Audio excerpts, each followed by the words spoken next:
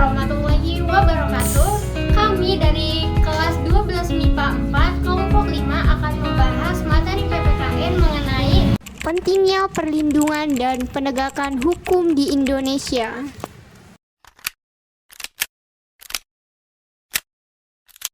Sebelumnya, perkenalkan, nama saya Anna Majidah Silvina.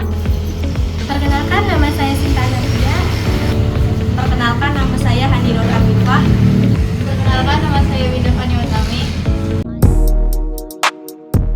Perlindungan dan penegakan hukum sangatlah penting, terkhusus di kalangan masyarakat, terutama bagi masyarakat kalangan bawah yang tidak mampu membayar kuasa hukum atau semacamnya.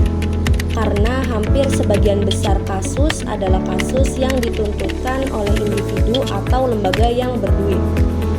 Tidak semua kasus pelaporan itu jujur dan adil bagi yang dilaporkan. Ada kalanya pelaporan tersebut demi kepentingan pribadi yang mengorbankan orang-orang lemah.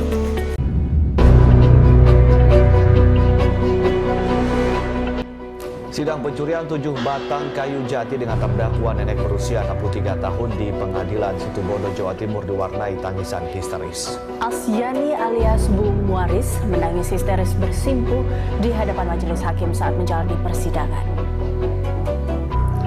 Sambil meronta-ronta, nenek Asyani warga desa Jati Banteng, Situbondo ini meminta kepada majelis hakim agar dirinya tidak diadili dan dibebaskan dari hukuman karena sang nenek mengaku tidak merasa bersalah atas tuduhan pencurian 7 batang kayu jati. Kasus tersebut sempat menjadi heboh lantaran seorang nenek yang mengambil kayu bakar yang diperkarakan hingga ranah hukum. Pentingnya perlindungan dan penegakan hukum untuk orang terdiskriminasi itu juga penting. Hukum harus adil diberikan kepada yang lemah, tak berduit, bukan hanya untuk mereka yang berani membayar dan semacamnya.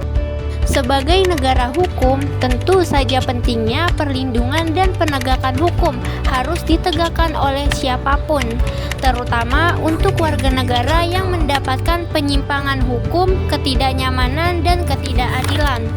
Nah, pentingnya perlindungan dan penegakan hukum tersebut dapat diwujudkan dalam beberapa poin.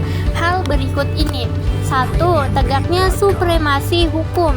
2. Tegaknya keadilan. Dan terakhir yang nomor 3, mewujudkan perdamaian.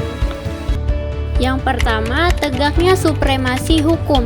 Supremasi hukum bermakna bahwa hukum mempunyai kekuasaan mutlak dalam mengatur pergaulan manusia dalam berbagai segi kehidupan.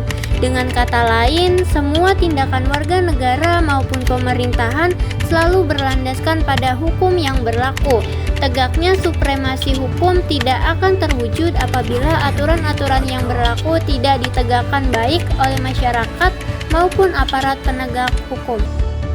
Kedua, tegaknya keadilan. Tujuan utama hukum adalah mewujudkan keadilan bagi setiap warga negara. Setiap warga negara dapat menikmati haknya dan melaksanakan kewajiban merupakan wujud dari keadilan tersebut. Hal itu dapat terwujud apabila aturan-aturan ditegakkan. Dan terakhir yang ketiga yaitu mewujudkan perdamaian dalam kehidupan masyarakat. Kehidupan yang diwarnai suasana yang damai merupakan harapan setiap orang. Perdamaian akan terwujud apabila setiap orang merasa dilindungi dalam segala bidang kehidupan. Hal itu akan terwujud apabila aturan-aturan yang berlaku dilaksanakan. Pada dasarnya, perlindungan dan penegakan hukum di Indonesia telah diatur dalam Hukum Tertulis Undang-Undang Dasar 1945, yaitu setiap orang berhak atas pengakuan, jaminan, perlindungan, dan kepastian hukum yang adil serta perlakuan yang sama di hadapan hukum. Pasal 28 ayat 1. Terkait dengan menjawab pertanyaan apa pentingnya penegakan hukum, maka jawabannya sama dengan apa tujuan dari hukum itu dibuat.